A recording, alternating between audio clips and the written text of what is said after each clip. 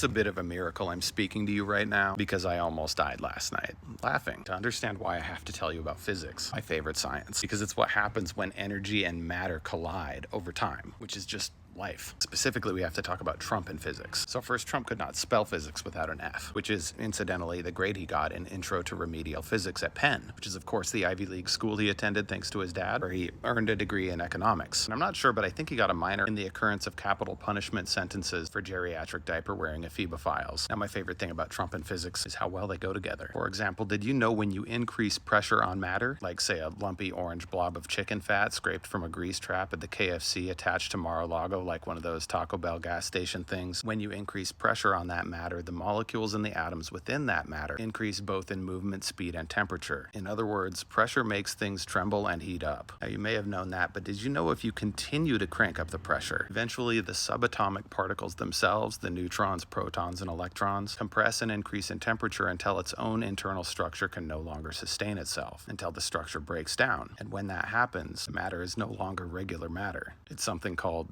degenerate matter, which I think is a perfect name. With just a little more pressure, we have President Degenerate Matter. This is what's happening. The files, the gerrymandering lawsuits, the defections from his most loyal sycophants, the rejections of his state invasions, John Thune and Mike Johnson both rejecting his whining about sedition, and of course the impending destruction of his tariffs at the Supreme Court. Kind of weirdly, but I guess not surprisingly, just like with Extinction Burst, as the pressure increases, we are going to see the frequency and intensity of his outbursts increase until the pressure pushes past the breaking point and he becomes, inevitably, degenerate matter.